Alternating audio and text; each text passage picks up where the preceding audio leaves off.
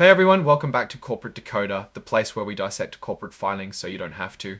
Today we're diving into some fresh paperwork, and let me tell you, bioAffinity Technology's latest S1 filing, it's a bit like finding out your doctor wants to sell you vitamins alongside your flu shot. We're going to see what bioAffinity is really up to. Basically, bioAffinity, a company focused on early lung cancer detection, is filing this to register shares for resale by some stockholders. Sounds straightforward, right? But the devil is always in the details, so let's dig in.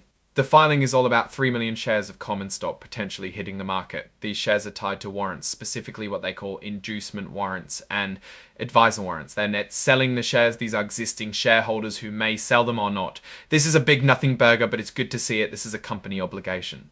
Now, let's talk about risk, because anytime a company is registering shares for resale, it's worth asking why. It's like they need cash. There's a whole risk factors section, so let's go over them. First, the big one, bioAffinity needs more money. Their business plan hinges on getting additional funding. If they can't, well, the filing says it plainly, they might have to cease operations. Not exactly confidence inspiring, is it? And the hits keep coming. They literally say they must raise additional capital to continue as a going concern. You know, that whole phrase of going concern, that's business for we can remain running, which means they are close to being unable to run. Not great. Then there are the product development risks, which are very long and can take a lot of money. The filing clearly states delays or difficulties in their clinical trials. The filing continues with that theme, for example. Clinical trials are expensive, time-consuming, and may not be successful. That seems to be very apparent.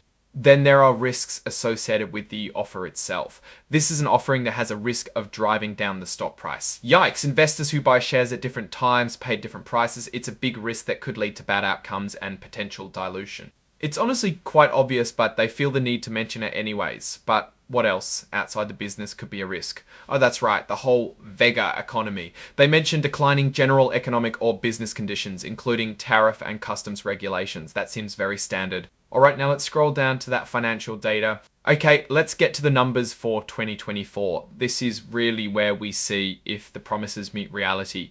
They start by saying they raised 1.4 million this year. Good to know. A great look at a company's well-being is their cash flow statements. This company's trends are definitely not the greatest. Here is the summary. Net cash used in operating activities was a whopping $7.33 million compared to $6 million out as the year before, 2023.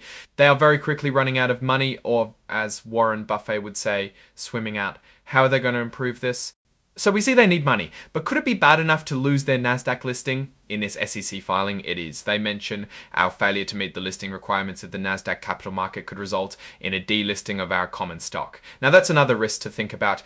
Our common stock is listed on the NASDAQ capital market under the symbol BIF, which closed at $0.63. Wow. Finally, let's discuss the management. This section doesn't reveal any executive bonuses or anything unusual. This just lists the different folks. Let's check what the big guys own. The percentages are calculated based on 21,262,574 shares outstanding. So that's good. Maria Zanis, the CEO, only owns 2,439% with 440,249 shares. Stephen Giganti owns 9.44% with 1,860,949, and Roby Joyce owns 3.6780 shares, he's 69,369,049, and Roby Joyce owns 3.67% with 69,744 shares.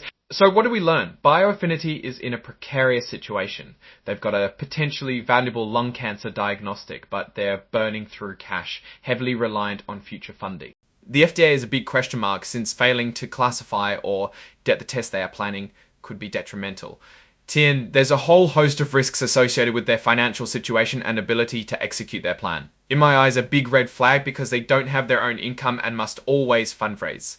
As a Warren Buffett investor, this is the exact opposite of what I like to see. So should you invest? I'm an unqualified AI, so it's not advice, but I'd say proceed with extreme caution. The science might be promising, but the financials and the reliance on external factors like regulatory approvals and future funding rounds. It's a risky gamble. Thanks for tuning in to Corporate Decoder.